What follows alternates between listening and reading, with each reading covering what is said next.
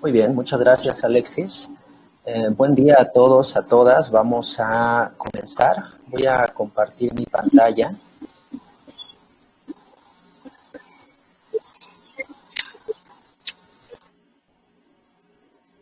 Listo, entonces, por favor, confírmenme que pueden verla.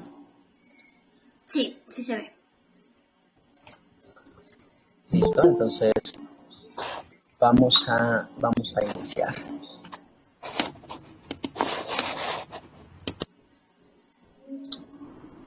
Bueno, este webinar, como Alexis lo planteó, va a abordar esencialmente los definidores de comunicación estratégica que en Otro México solemos incluir como parte de los planes de comunicación estratégica y que consta de dos partes, de un documento conceptual y de un documento operativo. Los 5 definidores que vamos a ver hoy tienen que ver con el documento conceptual. Es básicamente la clave para que nosotros podamos comenzar a construir formalmente lo que constituiría el plan de comunicación estratégica.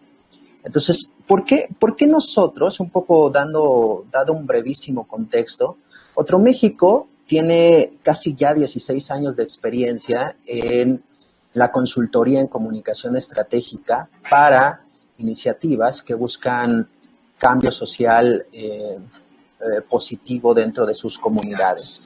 Pues hemos trabajado con organizaciones de la sociedad civil, con empresas sociales, con organismos internacionales, con las áreas de responsabilidad social de ciertas empresas, con el sector académico, y de lo que nos hemos dado cuenta una y otra vez es de lo que nosotros hemos denominado un poco lúdicamente fantasías comunicacionales de ayer y hoy.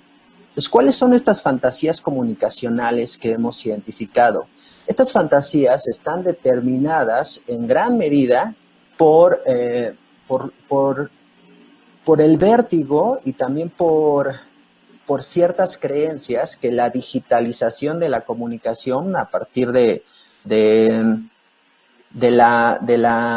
uso de redes sociales y del uso de otras plataformas digitales como los sitios web nos han permeado. Entonces, hay 3 fantasías comunicacionales que nosotros identificamos que se dan en mayor o menor medida, es decir, dependiendo de lo formal o informal que se active la comunicación en las diferentes organizaciones, y son estas.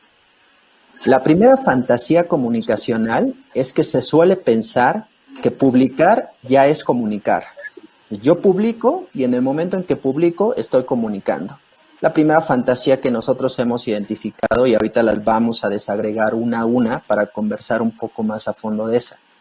Entonces yo digo, bueno, pues si ahí está Twitter, entonces yo publico mi tweet y lo que estoy haciendo es un acto de comunicación.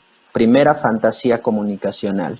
Segunda fantasía, pensar que los canales digitales, Twitter, Facebook, Instagram, YouTube, los foros, son plataformas gratuitas y libertarias. Es decir, yo no estoy dentro de una plataforma que pertenece a un corporativo. Yo estoy en Twitter donde puedo decir lo que sea. Esa es un poco la mentalidad que a veces permea a quienes hacemos comunicación en estos canales. Es pensar que Twitter o que Facebook es gratuito y que además nos da toda la libertad que nosotros esperaríamos que tuviera en este discurso de la democratización de la información y del espacio público. Y la tercera fantasía, pensar que podemos impactar a un público en general. O sea, pensar que si nosotros creamos un video, si nosotros generamos una campaña, si nosotros creamos insumos impresos, ese insumo de comunicación puede funcionar lo mismo para una persona como yo, que tengo 32 años, con un perfil al que le cruzan diferentes hábitos de consumo de información y diferentes intereses, lo mismo que a cualquiera de las 33 personas que aquí veo conectadas. Entonces, esta es la tercera fantasía, pensar que podemos impactar a un público en general.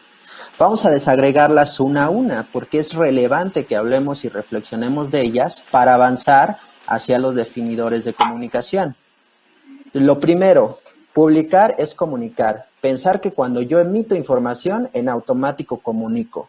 Lo que nosotros decimos es que comunicar tiene un componente mucho más profundo. Comunicar no es solo lanzar un mensaje al espacio público, sino generar conversaciones y eventualmente distintos niveles de respuesta ante llamados a la acción. Si nosotros lanzamos un video, lo publicamos en Facebook y tiene 4 me gusta, por más que nos haya costado ese video recursos humanos, recursos financieros, recursos de talento, el video que nosotros publicamos no es un acto de comunicación, es sencillamente publicar algo. Entonces aquí es debemos tener súper presente el matiz entre publicar y comunicar. Si nosotros no estamos generando esas interacciones y si las personas que están viendo nuestros mensajes no están respondiendo en diferentes niveles al llamado a la acción preciso que hagamos, que puede ser compártelo, que puede ser llena un formulario, que puede ser asiste a esta marcha, que puede ser compra este producto, que puede ser firma esta petición. Si no están respondiendo a esos niveles, básicamente lo que estamos haciendo es un acto de publicación, pero no necesariamente comunicación. Segunda, pensar que los canales digitales son gratuitos y libertarios. Lo que nosotros hemos identificado y podemos agregar un componente de bibliografía al envío que les vamos a hacer tras culminar este webinar, es que hoy el espacio público digital, es decir, Internet, está cada vez más corporativizado y está cada vez más cooptado por un grupo de empresas que ustedes saben perfectamente quiénes son, que más allá de un discurso panfletario, un discurso que pretenda decir que Internet tiene que ser libre, es una reflexión acerca de lo que está ocurriendo hoy en la realidad. Hoy no hay mayor plataforma que venda publicidad que Facebook. Facebook el año pasado acaba de desplazar a Google y a todas las agencias de publicidad analógicas como el principal visor de publicidad del mundo. Si nosotros tenemos presente que no hay nadie que venda tanta publicidad en el mundo como Facebook, y si nosotros nos adentramos a la lógica que siguen los algoritmos de Facebook para determinar qué vemos y qué no vemos, entonces lo que menos tenemos hoy en día son canales digitales ni gratuitos ni libres. Cuando nosotros pensamos que si tenemos una comunidad en Facebook, por ejemplo, que tiene 1000 seguidores, es una ilusión pensar que esas 1000 personas están viendo los contenidos que publicamos. No obstante que ya nos sigan, lo que hacen los algoritmos, particularmente en Facebook, es generar algo que se llama porcentaje de ahorcamiento. Este porcentaje de ahorcamiento significa que de cada 1000 seguidores que yo tenga, únicamente el 10% va a ver mis contenidos efectivamente y de forma orgánica. Esto significa que si yo quiero que el porcentaje se aumente, es decir, que más de las personas que ya decidieron verme vean efectivamente mis contenidos, tengo que pagar. En 2017 los algoritmos de Facebook todavía apretaron más esto y hoy el alcance de las páginas, el alcance orgánico de las páginas es prácticamente nulo, está en 3-4%. Pues si nosotros tenemos todo este cúmulo de información, entonces pensar que eventualmente el mensaje que yo lance va a ser transmitido de forma gratuita en una plataforma que es libre es una fantasía comunicacional. Entonces tengamos presente, primera fantasía, publicar no es comunicar. Segunda, los canales digitales no son ni gratuitos ni libertarios. Y tercera, apelar a un público en general.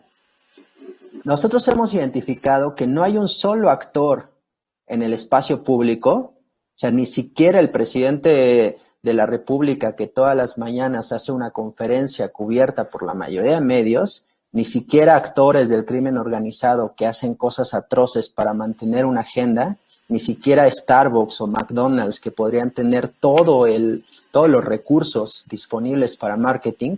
No hay un solo actor que pueda apelar con eficacia y con un retorno de inversión eficaz en un público general.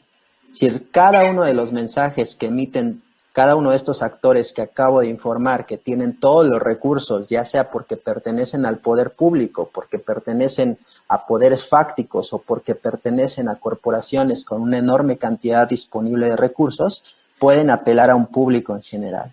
Entonces, pensar que los mensajes que generemos como organizaciones civiles, como empresas sociales, como empresas que buscan algún impacto positivo en este público en general, es otra fantasía comunicacional. Entonces, si ya tenemos este dibujo de las fantasías, entonces lo que tenemos que avanzar es a dejar de tener esta lógica. Esta lógica es normalmente la que nosotros hemos identificado cuando se acercan a nosotros el cúmulo de clientes con el que trabajamos.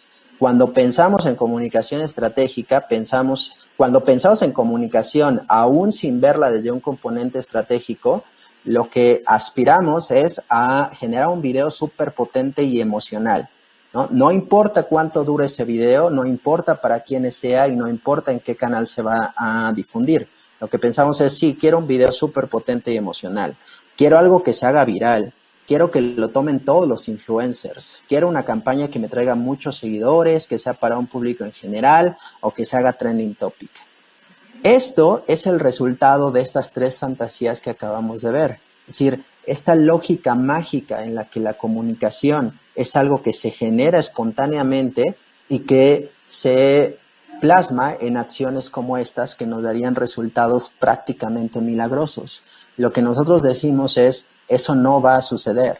Tenemos que dejar la edad un poco de la infancia y pasar a una edad en la que nosotros tengamos presente que el espacio público está cooptado por corporativos y que nuestros mensajes, en su mayoría, son mensajes que apelan a complejizar la realidad, no hacerla más sencilla. Entonces, si nosotros tenemos una iniciativa que busca promover los derechos de las mujeres, si tenemos una iniciativa que busca promover un discurso relacionado con el desarrollo sostenible, ¿no? Con negocios sostenibles, si buscamos apelar a la reflexión y a la concientización sobre los derechos de personas que han sido privadas de libertad o de personas indígenas o de personas migrantes, todos estos mensajes no son cool, porque son mensajes que obligan a la reflexión y a repensar la realidad respecto de otros mensajes que son mucho más banalizantes, frivolizantes y que en última instancia son los que mejor se posicionan en las plataformas que están pensadas para entretener a las personas. Entonces, ¿cómo nosotros podemos hacer que nuestras narrativas que no son cool puedan ser cool y puedan incidir en los diferentes ámbitos de los derechos o del impacto social positivo dentro de este cúmulo de fantasías? Pero lo que nosotros hemos encontrado es que hay una metodología que no es una receta mágica, pero que nos puede dar todas las luces para que cada una de las acciones de comunicación estratégica tenga el impacto más eficaz posible. Eficaz nos referimos a que ocupe los menores recursos posibles en un escenario donde todos y todas sabemos que los recursos son finitos y que tenga el mayor impacto posible. A eso le llamamos eficacia comunicacional, la optimización de los recursos para el mayor impacto social. Y esa metodología me gustaría relacionarla con una teoría de Ernest Hemingway. Ernest Hemingway, como ustedes seguramente saben, fue un escritor estadounidense, y él escribió un cuento que se llama Elefantes como colinas blancas. Más allá del cuento, que es estupendo y que si pueden léanlo, es realmente recomendable, está en línea, es súper breve. A partir de ese cuento, él empezó a hablar de algo que le llama la teoría del iceberg. Entonces, ¿qué es lo que dice Hemingway en la teoría del iceberg? Él dice que cuando escribió Elefantes como colinas blancas, que al final fue un cuento de 19 páginas, lo que hizo fue escribir una narrativa completa que prácticamente sería una novela. Esa novela o esa narrativa completa tenía 184 páginas, es decir, por la cantidad de páginas ya podría pasar por una novela. Y lo que decía Hemingway es que la forma en la que él escribió Elefantes como colinas blancas es dejar únicamente aquello que aportara un poco de contexto e información esencial para que la historia se entendiera, pero que cada uno de los personajes estuviera soportado en unos referentes invisibles que estaban detrás de la narración. Elefantes como Colinas Blancas, si ustedes lo leen, es básicamente un diálogo entre dos hombres que están en una estación de tren y están conversando. Pero la forma en la que ustedes pueden leerlo es que detrás de esa conversación hay una historia completa que dibuja por qué uno de ellos utiliza esas expresiones y no otras, por qué utiliza cierto tono de voz y no otra, por qué sus argumentos están relacionados con cierta visión y no con otra, sin que el narrador, que en este caso es Hemingway, diga él proviene de una familia conservadora que es tal, tal, tal. La simple expresión de su voz denota que detrás de él hay una construcción mayor del personaje. Entonces, bajo esta teoría del iceberg, nosotros creamos algo similar en términos de comunicación estratégica. Y en el mismo modelo, esto es a lo que denominamos definidores de comunicación estratégica versus acciones de comunicación estratégica. Este modelo es súper elocuente para entender a qué es a lo que nosotros llamamos acciones de comunicación estratégica basadas en definidores. Cuando nosotros pensamos si vamos a producir un video, si vamos a abrir un TikTok, si vamos a generar stories en Instagram o en Facebook o no, si vamos a hacer una campaña de Tweetstorm, por ejemplo, si vamos a contactar a un influencer o no nos hace falta, si preferimos estar en Facebook o en Twitter, si vamos a crear un newsletter, si nosotros creamos esto desde el pico del iceberg sin tener debajo lo que constituirían los definidores de comunicación estratégica, entonces lo que estamos haciendo es tomar decisiones que no están sostenidas en una estructura y en una visión mayor. Entonces, cuando nosotros decidamos producir un video, es altamente probable que ese video tenga una altísima incertidumbre sobre cuál es la narrativa a comunicar, a qué público lo vamos a dirigir, por qué canal lo vamos a difundir y si realmente el público que buscamos está en ese canal y cuáles serían las características del video para ese canal y para esa audiencia. Si nosotros decimos, bueno, pues es que hoy todo el mundo está contactando influencers, entonces vamos a contactar a un influencer. Pero de nuevo, tenemos altísimo grado de incertidumbre en si eso va a funcionar o no. Lo que nosotros decimos es que la base del iceberg debe de tener por lo menos estos 5 componentes. Antes de tomar una decisión sobre una acción de comunicación, las organizaciones y empresas que busquen llevar su comunicación hacia un componente estratégico deben definir metas y objetivos comunicacionales, audiencias clave, narrativas, tanto principales como secundarias, los canales a través de los cuales va a comunicar esas narrativas y la voz. Si ustedes se dan cuenta, y espero, no espero, sino intuyo que muchas de las personas que están conectadas a este webinar tienen alguna formación o cercanía en comunicación, básicamente estos definidores terminan respondiendo las 5 preguntas clave del periodismo o un símil. Si nosotros decimos vamos a producir un video, nosotros tenemos que hacer un proceso de validación y de contención con nuestros definidores de comunicación estratégica. Entonces, imaginemos una reunión, por ejemplo, imaginemos una reunión típica que solemos tener entre los equipos, las organizaciones y demás, un team back, un brainstorming. Entonces, imaginemos que surge una idea y alguien dice, oigan, pues la iniciativa, voy a poner un ejemplo real, no voy a decir el nombre de la organización, desde luego, pero un ejemplo real. Es una organización, dice, nuestro proyecto de conservación de la costa de Baja California va a terminar. Entonces necesitamos hacer algo muy bonito que tenga mucho impacto para comunicar los resultados. Entonces ellos dicen, pues vamos a hacer un video, ¿no? Un video que nos quede súper padre, hay que usar unos drones, hay que usar cámaras submarinas. Entonces dicen, hay que hacer un video. Si nosotros validamos y contenemos esa idea de generar un video con los definidores de comunicación, entonces tendríamos que responder esto. Vamos a producir un video, cruzamos con meta y objetivo. ¿Para qué? para posicionar, para fidelizar, para generar engagement, para llamar a una acción específica.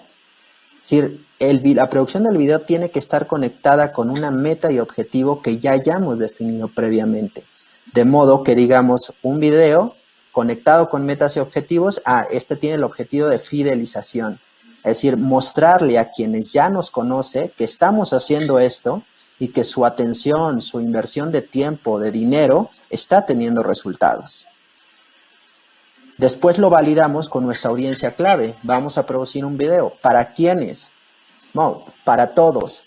Decir para todos o para todas es la muerte de la comunicación estratégica.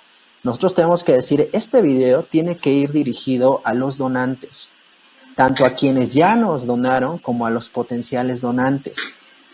Y entonces decir, bueno, entonces si el objetivo es fidelización y si va a ir dirigido a donantes potenciales y vigentes, entonces, ¿qué les vamos a contar? Que es la narrativa. Es altamente probable que a los donantes o a potenciales donantes no les interese, por lo menos directamente, el componente técnico de los proyectos. Si a ellos no les interesa el grado el porcentaje de emisión de gases de efecto invernadero que se produjo, tal. A los y a las donantes lo que les interesa es cómo la inversión que hicieron contribuyó a transformar una realidad. Y la mejor forma de mostrar cómo se transformó la realidad es a través de historias de cambio.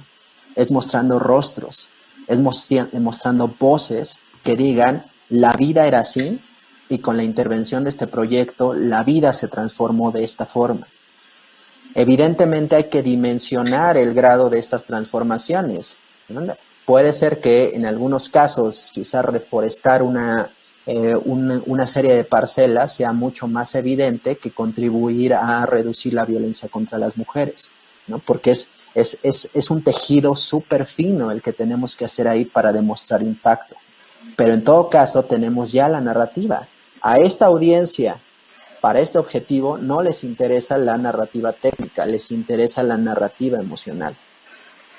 Y finalmente, bueno, enseguida, si ya sabemos que es para fidelizar, si ya sabemos que es para la audiencia clave de donantes potenciales o vigentes, si ya sabemos que la narrativa es esa, entonces ¿a través de qué canal lo vamos a difundir? ¿Va a ser Facebook? ¿Va a ser Twitter? ¿Va a ser un emailing? ¿Va a ser a través de nuestro sitio web? ¿Va a ser un canal analógico? ¿Cómo se toma esta decisión? Bueno, pues primero, ¿dónde están a quienes queremos llegar? Es altamente probable que un donante potencial o vigente no esté en Facebook, porque tienen un perfil distinto a encontrarlos en Facebook. Es altamente probable que nosotros tengamos que hacer una especie de emailing o de newsletter VIP, de modo que el donante potencial o vigente sepa que está recibiendo un mensaje que es hiper exclusivo, que no es parte de un envío masivo a 6,000 personas, sino este mensaje es para ti, es para el grupo de 10 personas que soportan esta acción de cambio social. Y entonces transformamos no solamente la atmósfera en la que reciben el mensaje, sino también transformamos y generamos una sensación de exclusividad del mensaje. Entonces ahí está definido el canal. Y finalmente, la voz. ¿Cómo le vamos a hablar a esa persona? Entonces el video va a ser en una voz formal, va a ser informal, vamos a dejar que las personas de las comunidades hablen como hablan, o quizás va a hablar el director ejecutivo de la organización, o va a ser una mezcla de ambos. Entonces aquí es donde nosotros validamos con este ejemplo que les acabo de dar si la idea de producir un video, si la idea de una acción de comunicación basada en un video se valida y se contiene con todos los definidores de comunicación estratégica. Esto ustedes pueden llevarlo a cada uno de los ejemplos que yo puse acá, Facebook o Twitter. Otra vez, ¿con qué meta u objetivo se relaciona? ¿Con qué audiencia? ¿Con qué narrativa? ¿Con qué canal? ¿Y con qué voz? Una vez que tenemos ya más o menos dibujado en la relevancia de tener definidores de comunicación estratégica para eventualmente definir las acciones de comunicación, entonces vamos a ver ahora sí a detalle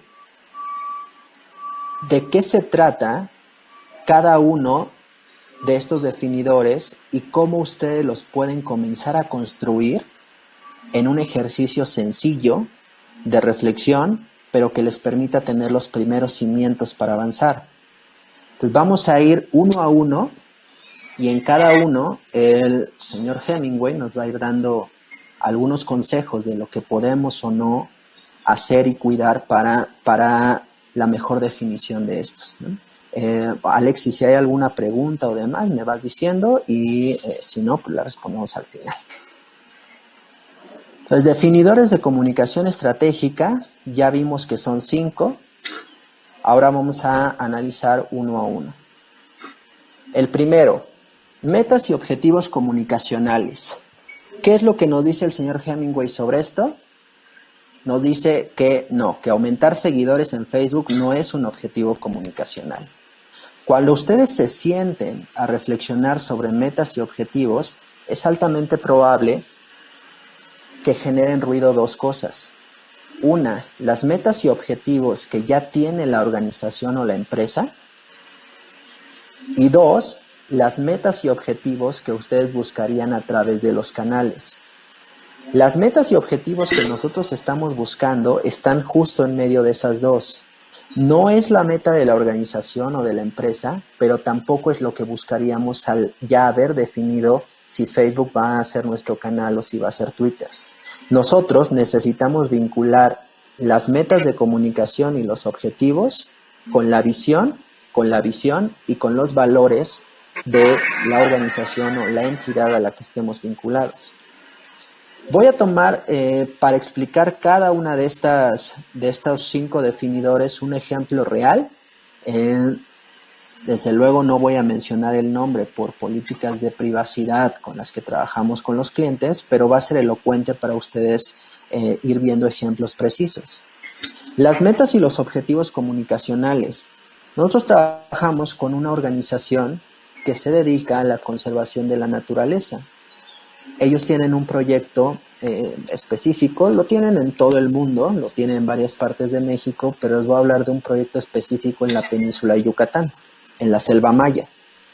Entonces, en la selva maya, ellos lo que tienen es un proyecto donde capacitan a los productores para que hagan una agricultura y una ganadería más sostenible. Y de esa forma, que cuiden la naturaleza, que se beneficien ellos con una mayor productividad y que al mismo tiempo las comunidades muestren progreso social. Entonces, esa es básicamente su meta. Entonces, cuando nosotros trabajamos con ellos metas y objetivos, una de las confusiones es que ponían como meta el objetivo o la meta del proyecto. Entonces, ellos decían, bueno, pues es que la meta es conservar la selva maya y que las personas mejoren sus condiciones de vida. Pero esa no es una meta comunicacional, esa es una meta de la organización. Cuando trabajamos con empresas, en última instancia nos dicen, bueno, pues es que la meta es lograr conversión de negocios para que este producto se posicione en el mercado y haya mayor retorno de inversión. Esa es la meta de la empresa y de una empresa con fines sociales. Pero la meta comunicacional tiene que ser, en términos generales, contribuir a esa meta que se fijó la organización o la empresa. Entonces, en el caso del proyecto que les estaba hablando de la selva maya, la meta comunicacional es contribuir desde la comunicación estratégica a la preservación de la selva maya y al mejoramiento de las condiciones de vida de las personas que viven ahí. Esa es la meta general. Y ahora sí, en términos de objetivos, nosotros podemos utilizar los 4 artículos, ¿no? Los cuatro verbos que nosotros asociamos a los objetivos. El primero tiene que ver con posicionamiento. El posicionamiento es hacer que nos vean en un determinado nicho. Entonces, nuestro primer objetivo de comunicación tendría que estar asociado a ese. Si es una iniciativa de reciente creación, Entonces el posicionamiento es vital, porque antes de buscar engagement, antes de buscar que respondan a llamados a la acción, antes de buscar fidelización, lo que tenemos que hacer es visibilidad y posicionamiento, es decir, que nos conozcan. Entonces, primer objetivo de comunicación es posicionar mi iniciativa ante determinados actores que para mí son interlocutores clave. Segundo objetivo de comunicación. En el caso de que ya sea una organización o una iniciativa que tiene cierto posicionamiento, el posicionamiento nunca para, el posicionamiento se refuerza o se potencia permanentemente. Entonces, en el caso del objetivo de comunicación para una iniciativa que ya esté más o menos posicionada, es reforzar permanentemente el posicionamiento o ampliar el posicionamiento entre interlocutores a los que todavía no llegábamos. Una vez que ya tenemos visibilidad y que ya tenemos posicionamiento o que ya lo definimos como uno de los objetivos, el siguiente tiene que estar pensado en términos de construcción de comunidad. Para Otro México, la comunicación estratégica, si no tiene como horizonte la construcción de una comunidad de personas que sean empáticas con la visión que nosotros manejamos, entonces no es comunicación estratégica. Porque nuestra visión, quien va a soportar realmente el impacto que nosotros podamos generar, quien lo va a acompañar, quien lo va a adoptar y quien eventualmente lo va a replicar, es la comunidad que logremos construir. Entonces, si uno de los objetivos de la comunicación no pasa por la construcción de comunidad, entonces básicamente en algún punto va a ser una debilidad notoria, porque no vamos a tener quien soporte, quien acompañe las acciones que estamos generando. Entonces, uno de los objetivos nodales tiene que ser este. Tercero, una vez que ya visibilizamos y posicionamos y estamos en proceso de construcción de comunidad, nosotros tenemos que darle llamadas a la acción a esta comunidad que está construida o que está en construcción. Estos llamados a la acción pueden ser desde acompañar permanentemente las acciones que nosotros hagamos hasta convertirse en una especie de embajadores de la iniciativa para que nos representen ante sus nodos de comunidades, o eventualmente una llamada a la acción mucho más directa. Es decir, quienes de nosotros no quisiéramos lo que básicamente se buscaría a través del posicionamiento, ¿no? Que es... ¿Podrías ayudar, Alexis, por ahí con pedir, por favor, si silenciamos? Listo, ya silencié. Adelante. Gracias. Entonces, si nosotros ya visibilizamos y posicionamos, después construimos comunidad, entonces vamos a generar llamados a la acción. Llamados a la acción que pueden ser desde acompañar a determinadas acciones que haga la iniciativa o la empresa o el producto que nosotros estamos tratando de posicionar en un mercado, hasta llamados específicos que generen retornos de inversión. Estos retornos de inversión no necesariamente tenemos que verlo, y esto es parte de la visión de marketing social que nosotros manejamos. Cuando nosotros hablamos de retorno de inversión, no estamos hablando necesariamente de dinero y no estamos hablando necesariamente de una conversión compra-venta. Estamos hablando de la medición del impacto social que generan las iniciativas en las que estamos trabajando. Esa medición tiene que ver con incidencia en los diferentes ámbitos de los derechos humanos o del impacto social en el que podemos estar trabajando, desde impulsar una campaña para visibilizar o para reducir la violencia de género contra las mujeres, visibilizar la compra de productos que sean sostenibles y respecto al medio ambiente. Es decir, las llamadas a la acción pueden estar conectadas con todo este ámbito de las cosas que queremos que hagan las audiencias una vez que se enganchen con nuestros contenidos. Y en cuarto lugar, que este es uno de los más relevantes, es que ya que consigamos que estas audiencias respondan a nuestros llamados a la acción, necesitamos hacer que vuelvan a hacerlo. Es decir, que no sea una única vez la que nos acompañen, sino generar un proceso de fidelización, de modo que permanentemente se estén conectando de forma emocional con aquello que estamos haciendo. Esta vez los llamamos a firmar una petición. Después les mostramos lo que hicimos en en este caso en la península de Yucatán, con un grupo de apicultores. Mandamos una acción de comunicación, se genera un proceso de fidelización porque se acrecenta esta conexión emocional que tienen con nosotros y después llamamos a que pueden comprar en línea la miel que están produciendo estos apicultores. Y de esa forma es como nosotros vamos generando un círculo de visibilidad, posicionamiento, llamadas a la acción y fidelización. Entonces, aquí están, digamos, los tips básicos en los que ustedes podrían basar las metas y los objetivos comunicacionales. Para terminar este segmento, 1, no son las metas y objetivos de la empresa o de la organización, sino que son las metas y los objetivos asociados a esas metas que se podrían activar desde la comunicación. Después, tenemos las audiencias clave. Aquí en las audiencias clave, lo que es relevante decir, como ya lo habíamos dicho, es que tenemos que quitar de nuestro imaginario el público en general. Cada vez que nosotros pensemos en público general, es una especie de harakiri a la comunicación estratégica. Lo que nosotros tenemos que pensar es, vamos a asociar las metas y objetivos comunicacionales con las audiencias clave. Pensemos en el ejemplo que estábamos analizando. Si este proyecto busca transformar la forma en la que se hace ganadería, agricultura en la península de Yucatán, entonces, ¿quién es su audiencia clave?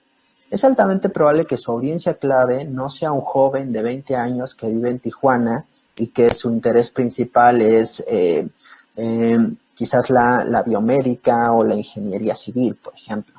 Es altamente probable que ellos tengan audiencias mucho más cercanas al círculo de donde están intentando generar un cambio social. Para empezar, los propios productores. Es decir, si quieren generar un impacto social en una comunidad, el primer público meta tiene que ser la comunidad. Entonces nosotros comenzamos a hacer un dibujo y decimos, bueno, la audiencia central tienen que ser los productores, porque ustedes ya tienen convencidos a un grupo de productores, pero hay otros que no están convencidos del paradigma que ustedes están planteando. Entonces, la primera audiencia clave son los productores a los que ya convencieron, porque son quienes pueden ampliar el nodo y el paradigma de quienes no están convencidos. La segunda audiencia clave tendrían que ser los no convencidos, porque son a los que hay que llegar con mensajes clave para convencerlos y para que se sumen al paradigma. Una vez que tenemos a los dos más cercanos, entonces, ¿cuál sería el tercero?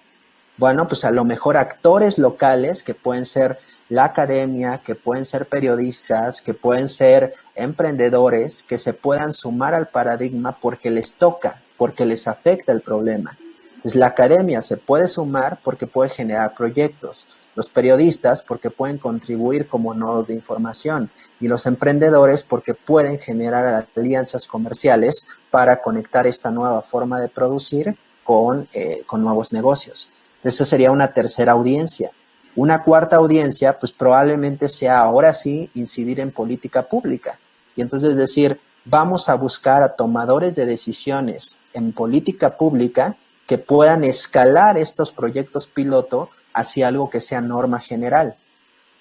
Yo estoy diciendo, obviamente, un nivel de escala en el que se basó este proyecto, pero espero que ustedes vayan visualizando y conectando cómo más o menos tendrían que ser los niveles en los que se irían construyendo las audiencias. Dentro de estos públicos meta, obviamente todavía hay un proceso de caracterización y de segmentación. Esto significa que si nosotros decimos que nuestra audiencia secundaria son personas, productores que no conocen todavía el paradigma del proyecto, dentro de ese público todavía podemos hacer una segmentación mayor, donde digamos, bueno, de esas personas que no conocen, no nos interesa ni siquiera todos, nos interesa que sean jóvenes que puedan ver que hay una opción distinta a la migración del campo a la ciudad, jóvenes que puedan ver que a través de este proyecto puede haber un proceso de empoderamiento de las mujeres para constituirse como líderes ejidatarias. Entonces, dentro del público que ustedes segmenten, todavía se pueden hacer caracterizaciones de aquellas personas que realmente nos interesa que les lleguen los mensajes y que generen una conexión emocional. Entonces, mientras más grande sea la caracterización de estos actores, más eficaces pueden ser los mensajes de comunicación. Mientras más amplios, el target, el objetivo de los mensajes, entonces se difumina. Ahora, aquí hay algo clave que ustedes tienen que saber. Si nosotros fuéramos Starbucks o si nosotros fuéramos McDonald's, contratamos un estudio de mercadeo, lo mandamos a la península de Yucatán y entonces hacemos que nos entreguen un estudio de exactamente cuáles son las caracterizaciones, las necesidades y las expectativas de información que tienen estos grupos. Nosotros partimos del hecho de que no tenemos los recursos que tendría un corporativo para hacer mercadeo. Y en ese escenario lo que nosotros tenemos que hacer es basarnos en la experiencia de interlocutores locales. Si a nosotros nos interesa impactar en Colima, nosotros tenemos que acercarnos con interlocutores locales que nos hablen de sus experiencias respecto de la comunidad que queremos formar. Y obviamente basándonos en que nosotros somos los expertos en el tema que manejamos. Quizá no en el tema de comunicación, pero sí en el tema que buscamos sostener. Yo soy experto, por poner un ejemplo, yo soy un agrónomo experto en procesos sostenibles de producción de agricultura en la península de Yucatán y sé que los problemas que tienen los ejidatarios es que ya no llueve como antes por el cambio climático, que cada vez utilizan más fertilizantes químicos que han deteriorado la producción del suelo. Es decir, toda esa información me daría pautas para hacer un ejercicio de segmentación que se termine acercando mucho a las necesidades y expectativas que realmente tienen las audiencias meta que buscamos. Entonces, no nos decepcionemos si eventualmente no tenemos todos los recursos que requeriría un ejercicio profesional de mercadeo, mientras que tengamos información empírica sobre cómo construir esta segmentación. Una vez que hayamos definido las audiencias clave y que, como ven, están súper conectadas con los objetivos y con las metas, es decir, no hay ninguna disociación entre ellos, entonces pasamos a las narrativas. Un buen consejo para esto es que si no lo podemos contar en 3 minutos, significa que no es la narrativa central. Cuando ustedes les pregunten de qué va tu proyecto, si ustedes necesitan más de 3 minutos para contarlo y emocionar a quien los está escuchando, significa que lo que están contando no es el corazón del proyecto. Entonces, lo que necesitamos aquí encontrar es realmente cuál es la historia que cuenta su proyecto. Para mí el ejercicio más revelador de fue un ejercicio que hicimos en El Salvador, en una finca de café, y uno de los productores dijo una sola frase que resumió todo el proyecto frente a los agrónomos y a los técnicos que estaban ahí. Los agrónomos y los técnicos decían, bueno, es que buscamos nuevas maneras de producir, bla, bla, bla, tal, que impacten en el cambio climático, que generen resiliencia ambiental, bla, bla, bla. Y el productor de pronto se paró y dijo, yo no cosecho café para tener café. Yo cosecho café para tener agua. Entonces, cuando él dijo eso, todos los agrónomos se levantaron y dijeron, eso es, o sea, ahí está. Nosotros no queremos sembrar café para tener café. Nosotros sembramos café porque sembrar café hace que la tierra recaude más agua y que al final esa agua se vaya a las comunidades que lo necesitan. Entonces, es decir, nosotros no sembramos café para cosechar agua. Sembramos café, no sembramos café para cosechar café. Sembramos café para tener agua que le sirva a nuestras comunidades. Esa es la narrativa. Entonces, cuando ustedes encuentren la forma de contarlo de forma súper emocionante, ya encontraron la narrativa central. Ahora, es cierto que muchas veces la narrativa central no puede dejar de lado ciertas narrativas secundarias que enriquezcan el discurso. Y por eso cuando nosotros hablamos de construir las narrativas, lo que sugerimos es que se identifique una narrativa central y que se identifiquen por lo menos 4 o 5 narrativas secundarias. Entonces, en estas narrativas secundarias, lo que yo no pueda contar en la central es lo que va a terminar enriqueciendo. Y si ustedes tienen narrativa central y 4 secundarias, entonces ya tienen el storytelling para construir todos los productos que ustedes imaginen, siempre teniendo presente audiencias, canales y objetivos. Entonces, así es como se construye el storytelling. Se encuentra una historia emocionante y se le respalda con 3 o 4 secundarias. Enseguida tenemos los canales. Aquí estoy tomando literal una frase que recién escuchamos de un cliente, donde normalmente en el entusiasmo de definir los canales, nosotros decimos, bueno, pues hay que tener Facebook, hay que tener Twitter, hay que tener Instagram. No, pero ahorita está muy de moda TikTok, entonces hay que abrir también nuestro TikTok y hay que tener un newsletter. Bueno, lo que nos decía este cliente, estamos fijando la vista en la carreta y no en los caballos. Es decir, ¿quién va a operar todo eso? ¿Quién va a producir contenido y quién va a gestionar todos esos canales? Porque cada canal que decidamos abrir va a implicar una inversión de recursos. Si nosotros decimos, pues es que nosotros tenemos 8 canales, ¿no? Tenemos 10 canales. No, felicidades, debes tener el presupuesto que tiene Coca-Cola o que tiene Nike para gestionarlos profesionalmente. Ah, no, pues es que producimos un GIF y lo ponemos en todos los canales. Bye, eso no es comunicación estratégica. Nosotros tenemos que encontrar, en función de nuestros objetivos, de nuestro público meta y de nuestras narrativas, cuáles son los canales que debemos priorizar. Es mucho más eficaz que nosotros encontremos 2 canales donde verdaderamente esté nuestra audiencia meta y donde verdaderamente se puedan consumir nuestras narrativas, que tener 8 canales que lo único que nos esté generando es dispersión de recursos. Entonces, la recomendación es que cuando ustedes hagan este ejercicio de definidores, piensen los canales en una lógica de escala. No es que jamás en la vida vayamos a tener TikTok. El punto es si en este momento, con los recursos que tenemos, podemos gestionar profesionalmente TikTok. Y finalmente, la definición de la voz. Es decir, ya sabemos para qué vamos a comunicar, objetivos. Ya sabemos a quiénes, audiencia. Ya sabemos qué les vamos a decir, narrativa. Y ya sabemos por dónde se los vamos a decir, canal. Ahora, lo último que tenemos que reflexionar es cómo se los vamos a contar, con qué tono. Un tip súper bueno para entender la voz es que la voz no se escucha ni se ve, la voz se siente. Cuando nosotros hablamos de voz, no estamos hablando de un personaje, de que ustedes dibujen a una botarga o un personaje que digan, pues tiene 23 años, habla como millennial, usa hashtag, le gustan los memes. O sea, no es eso de lo que estamos hablando. De lo que estamos hablando es cómo le gustaría o generaría mayor conexión emocional con un productor que vive en la península Yucatán. Es decir, ¿le gustaría que le hablara a un técnico agrónomo o le gustaría que le hablara a un miembro de su propia comunidad?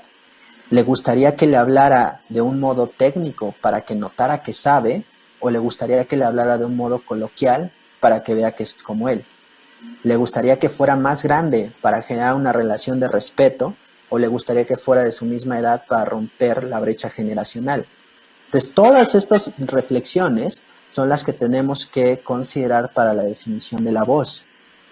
Nosotros, por ejemplo, en un proyecto en Chiapas sobre la producción de quesos de forma sostenible y orgánicos, nosotros decíamos, bueno, pues es que a los productores, a los ganaderos, tendría que hablarles una voz que no tenga género, para no replicar lógicas machistas donde son hombres con hombres.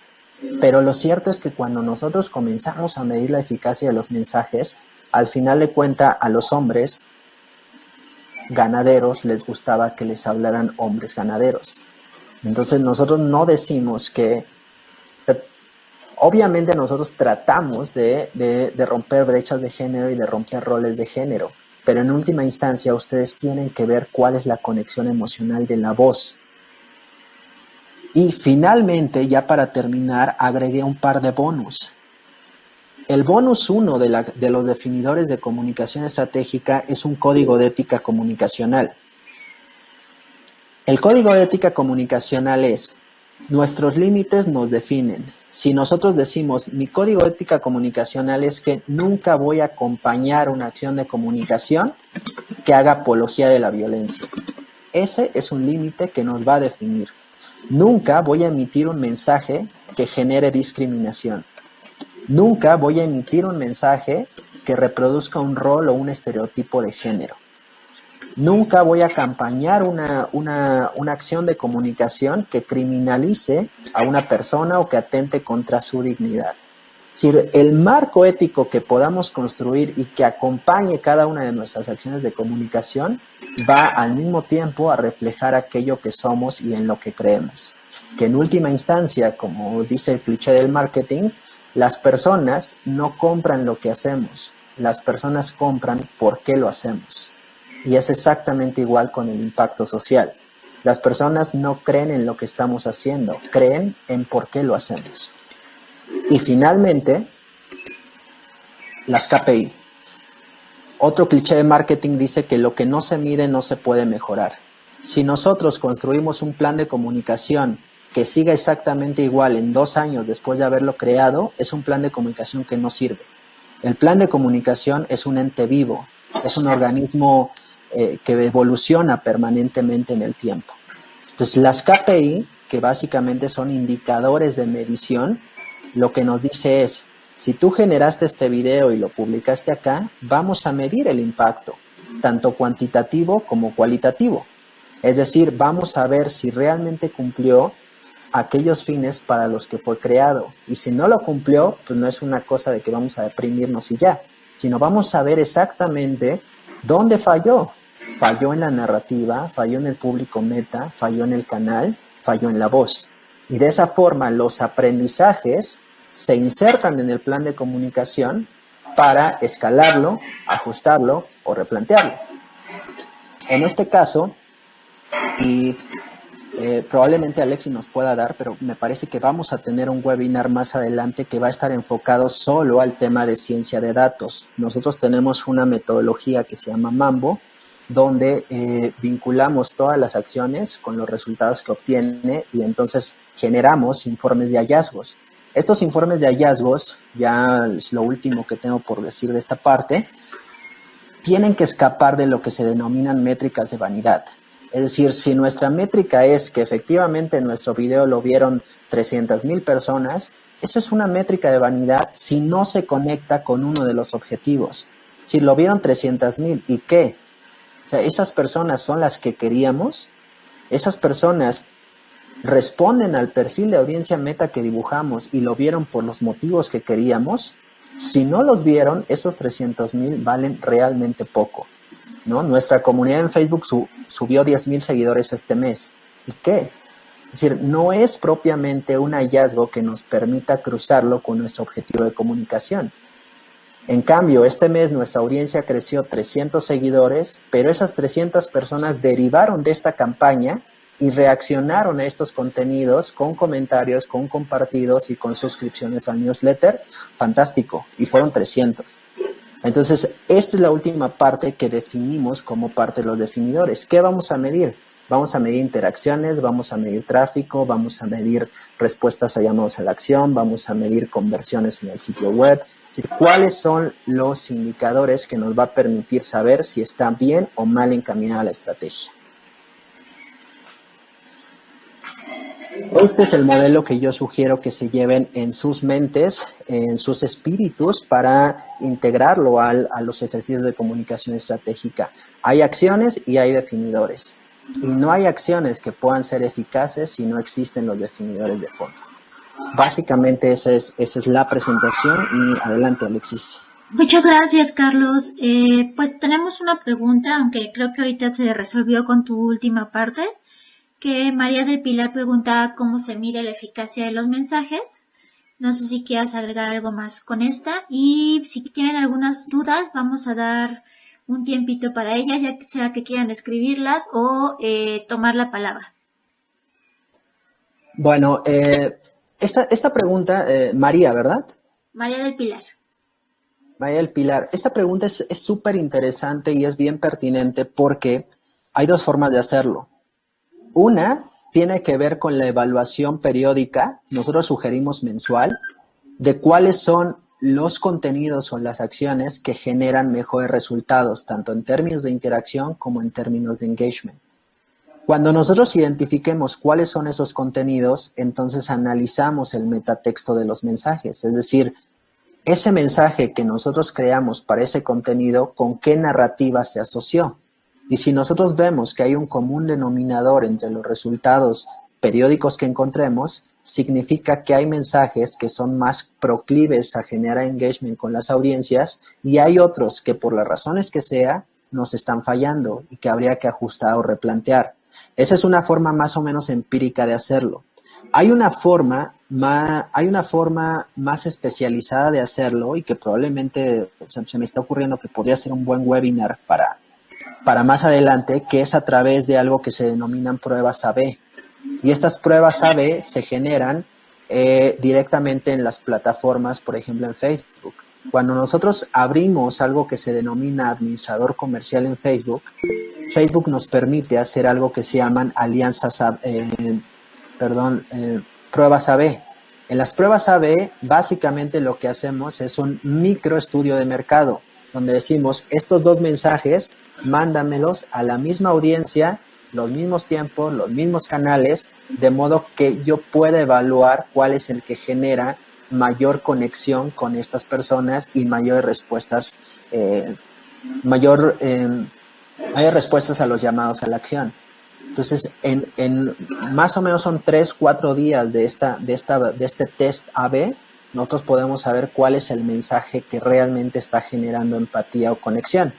Desde luego hay que pagar, no hay que pagar en el administrador comercial de Facebook para poder hacer estos tests, pero comparativamente con un estudio de mercado o con un focus group, que no estoy diciendo que tenga la misma calidad interpretativa, pero sí nos aporta insumos por una inversión radicalmente menor. Que son algunas de las formas y de las herramientas que podemos ir utilizando para validar los mensajes Gracias, Carlos.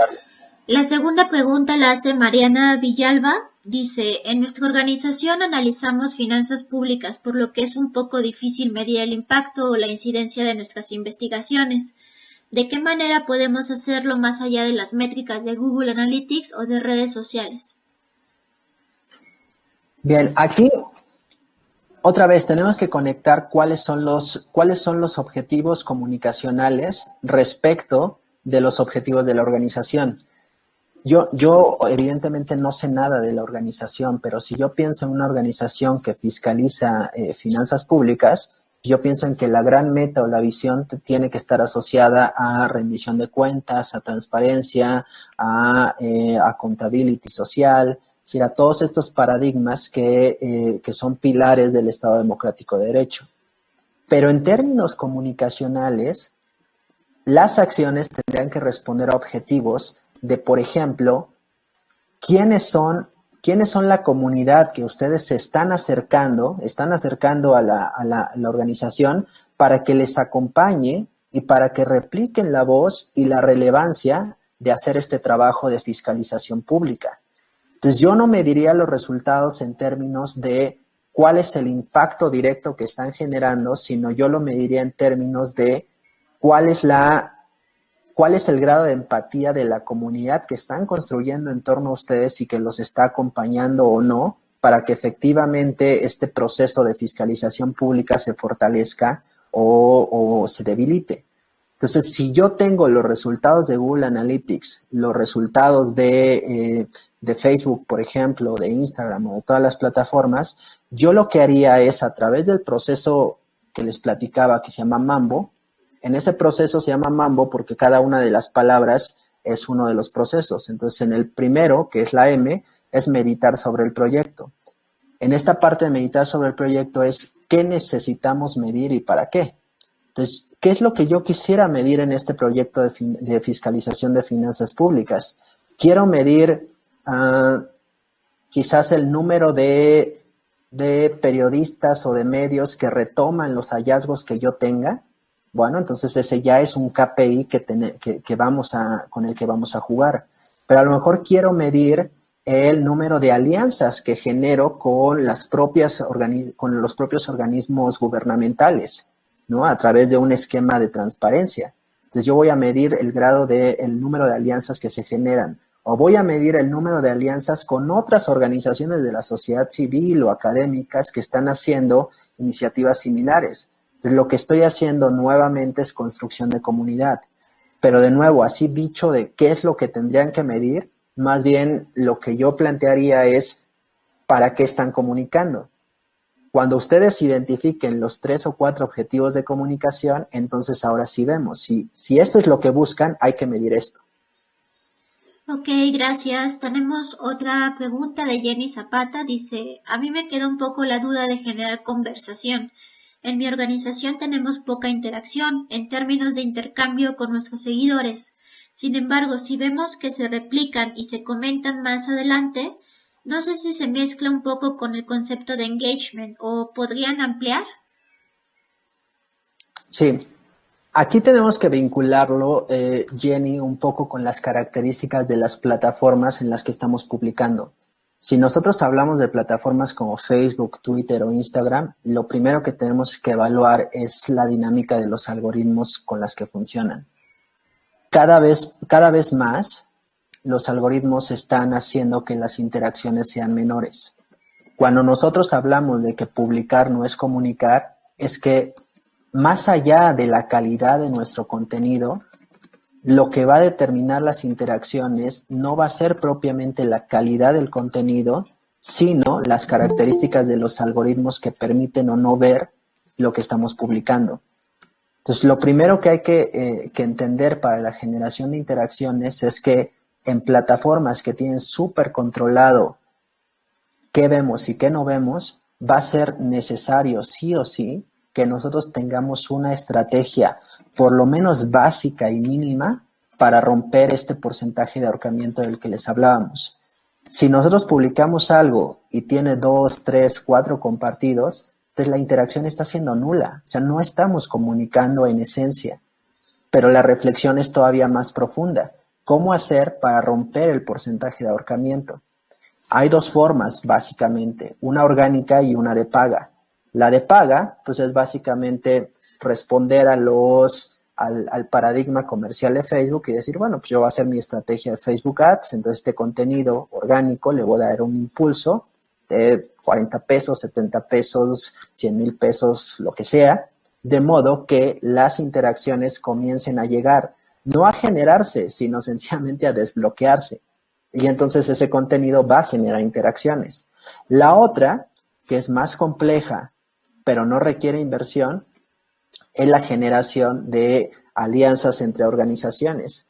Cuando nosotros estamos acompañados por una comunidad que así sea el 10% de la comunidad total está dispuesta a acompañar la visión y a compartirla de la organización, entonces ahí sí necesitamos el componente que mencionabas, que es de engagement. Si nosotros conseguimos que con esas pocas personas que el algoritmo nos está dejando que vean, se conecten emocionalmente con los contenidos, entonces la propia dinámica reticular de la comunidad va a hacer que las interacciones se comiencen a generar. Es altamente probable que no al nivel de la estrategia comercial, pero sí de algún modo. Entonces ahí de nuevo la discusión más profunda tiene que ver con cómo los algoritmos están determinando las interacciones en los contenidos, lamentablemente. Gracias, Carlos. Tenemos 2 preguntas más y creo que con estas terminamos para no pasarnos de la hora que prometimos. Fernando pregunta, dice, las direcciones de las empresas o organizaciones pueden no comprender cosas como las que has explicado e insistir en prácticas no adecuadas. ¿Qué recomiendan para cerrar esa brecha entre quienes toman las decisiones y las personas que realizan el trabajo de comunicación? ¿Me repite su nombre, Alexis? Es Fernando. Fernando, básicamente acabas de tocar el tema terapéutico de la comunicación estratégica. Es decir, una y otra vez lo que nos ocurre es que nosotros vamos con los equipos de comunicación y la primera parte se vuelve una terapia literal, ¿no? Tipo Alcohólicos Anónimos, donde solo me llamo Fernando y los directores no entienden que tal. Entonces, en esa parte, lo que nosotros hemos identificado es que cuando las áreas de comunicación comienzan un proceso de formalización de procesos y de definidores de comunicación estratégica, el margen para la discrecionalidad de las áreas directivas se reduce cuando se enfrentan a una dinámica de procesos. Es decir, si nosotros creamos un plan de comunicación estratégica basada en estos definidores donde involucremos a las áreas directivas, entonces las áreas directivas van a tener que responder bajo estos esquemas, bajo estos definidores a cada una de las acciones. Esto nos pasó, o sea, el ejercicio más reciente y es verídico.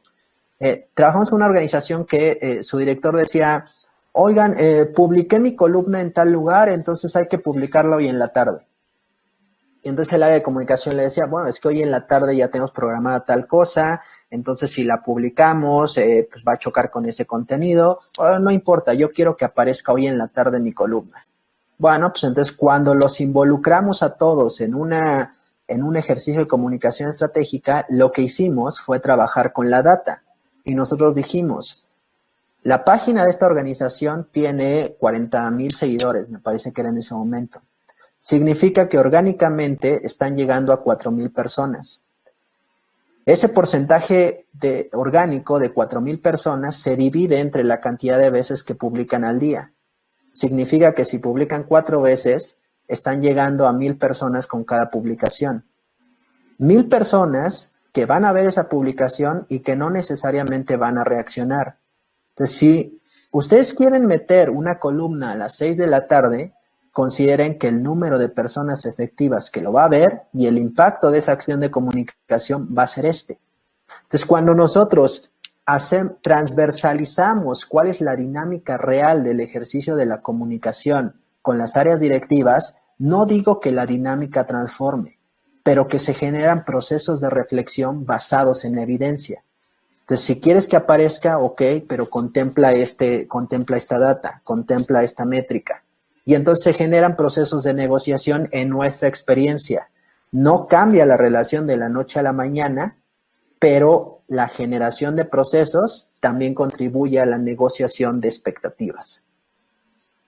Ok, y la última pregunta la hace Violeta Ramírez y dice, ¿qué tanta importancia tienen los horarios y días en los que se publica en cada canal en relación con los algoritmos de las plataformas? ¿O tiene más importancia definir un horario y días de posteo de acuerdo a nuestras audiencias? Bien, ahí yo dividiría mi respuesta en 2 partes. La primera, el bonus que yo agregué de los indicadores tiene que ver precisamente con esto.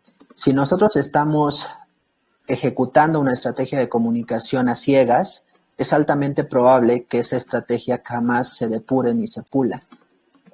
Estar monitoreando permanentemente las métricas mínimas, o sea, las mínimas, ya no les digo que se metan a plataformas que procesan las métricas de Facebook o que procesan todavía más las métricas de Google Analytics, sino que ustedes definan 3 métricas en Facebook, que es horario en que la mayoría de la audiencia está conectada, día en que la mayoría de la audiencia tiene una mayor presencia dentro del canal donde ustedes están y tipo de contenido con el que están interactuando mayormente.